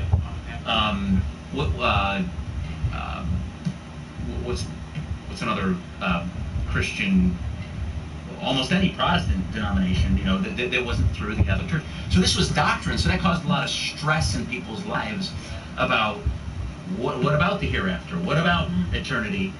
I've been brought up as a Baptist, and I'm not, and then they hear this huge organization, the Catholic Church. There is no salvation but through Jesus Christ and the Catholic Church. Do you have anything equivalent to that, like anything strict? I don't know how strict the church is, the Mormon teaching. Are they super strict, or are they like kind of vague? Or So we believe the same thing. Obviously. Like, you're not going to hell if you drink coffee, though. No. We believe that salvation comes in through Jesus Christ. Where again, people kind of attack us. They believe in works, that we're saved by works, and we're not saved by works. So that's the thing. That's what I mean. Like, I have heard that, but you just told me that that's not true at all. That's not doctrinally. Is that not doctrinally correct? So we believe in grace by Jesus Christ, because he was he atoned for our sins. He died on the cross and was resurrected. We can all be resurrected. Everybody on earth will be resurrected. That's what we believe. And, God can only judge us through our good works and where we go in this life. To use a Catholic phrase, what do you think about this? Maybe it's named. The Catholic teaching is that salvation is an on-off switch. It is a yes or a no. but you are still judged by your works. So you can attain salvation through Christ, and then you can attain crowns in heaven through your works. So like, getting into heaven is an on-off, yes or no? But you might have rewards in heaven based off your works. Does that sound at all?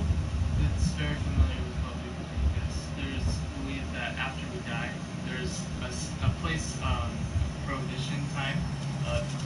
It's called spirit world. It's a place between death and final judgment. So similar to Catholic purgatory. Yeah, it's kind of like what many people believe heaven and hell kind of thing, but we believe that there's spirit paradise or spirit prison, which is like spirit prisons, learning more about Jesus Christ for those that even haven't heard of Jesus Christ. Sounds a lot better than a place of torture and torment. It's like, say like someone from a third world country, they Right. never heard the name Jesus Christ, and after they died, that doesn't seem fair for them to go to Doesn't hell. seem like a merciful, just God to me. Yeah. So we believe that people, after they die, they go to this place called Spirit World, like you said, and they're learning more about Jesus Christ, and they have a chance. Let me ask you, because you're kind of going into that theological, supernatural, hard to touch a spirit world, you know. You know, where's that spirit world? There's a question that I first heard from, I believe it was Christopher Hitchens. Are you familiar with Christopher Hitchens? He's probably one of the most pronounced atheist pushers. There's a group of them that called the Four Horsemen. They kind of nickname them. Christopher Hitchens was one of them. And I was listening to a talk where he was debating, I think, Rabbi Wolpe, David Wolpe, who's a very prominent Jewish rabbi. And Christopher Hitchens said, salvation from what? And I was like, good question. Let's hear it out. What does Rabbi Wolpe have to say? Now you keep saying that, you know, salvation for our sins, Jesus died for, and I know the doctrine. Again, I grew up with this. I was in a Christian household. Salvation from what? That's a good question. You say you need Christ for salvation, but salvation from what? So yeah, number one, from sin. We believe that everything involves Jesus Christ. Mm-hmm. You can only get to the Father because of Jesus Christ. We pray in the name of Jesus Christ. We're baptized in the name of Jesus Christ. Everything is basically our example. Salvation, our sin. Can I give you the challenging statement that kind of challenged, kind of diverted my thought process? Was this? He said, "This is what you're telling me salvation is." And again, I'm not trying to start a debate or an argument or No, that's a trying to. But here's the thought. So God created the universe. He made a set of rules where sin was breaking those rules. So if we break those rules, he needs to punish us because he made those rules. He also made the rules for the punishment.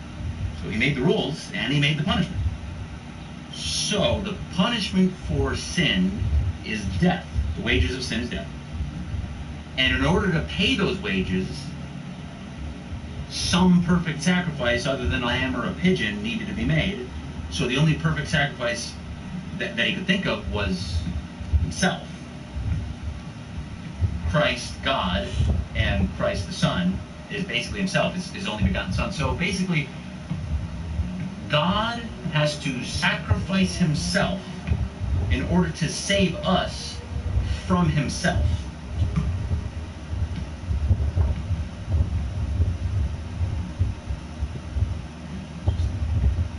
What do you think about that? I mean, it was a challenging statement. That's pretty. So, I guess another. Hopefully, this might clarify a little. I don't know. I'm not looking for clarity or one way or the other. Just what are your thoughts on that? That is definitely an interesting thought. He set the terms. He set kind of like a contract.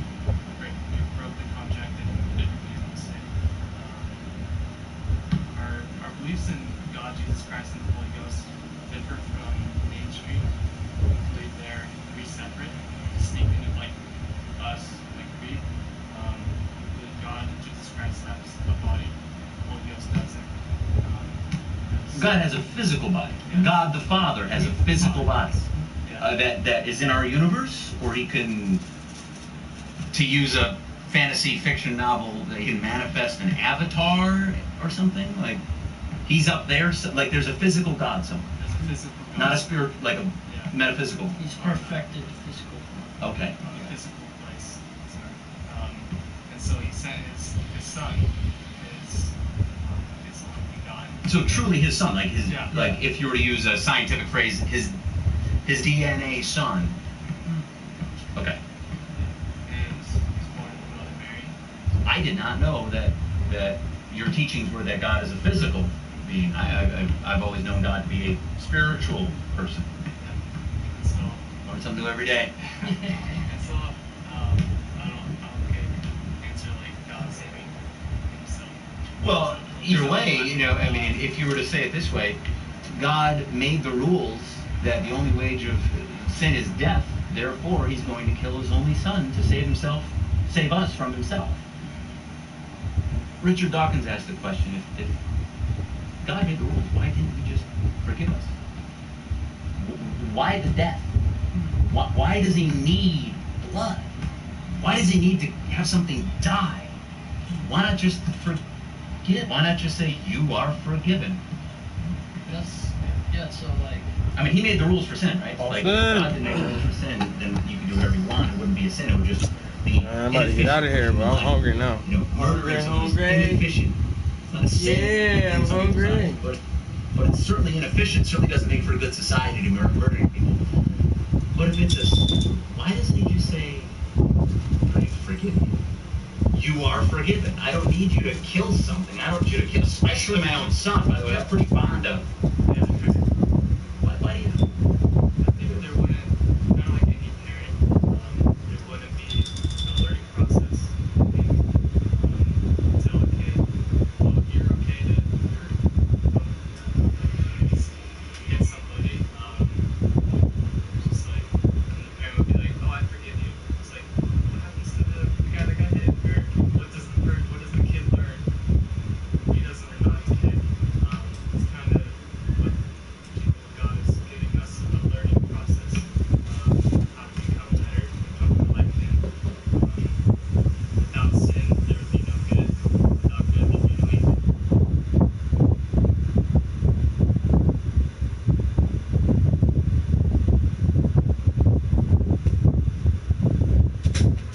Ooh, about to shut it down for a minute.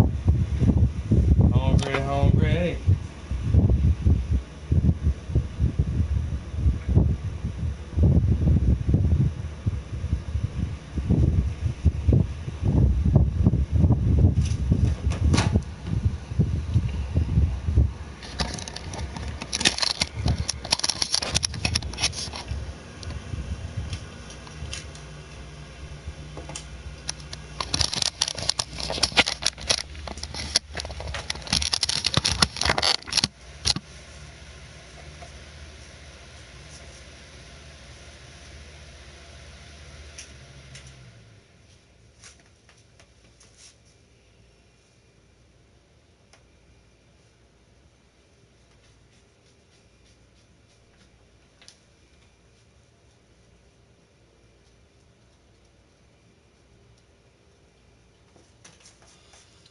Alright. I'll catch you cool cats next time.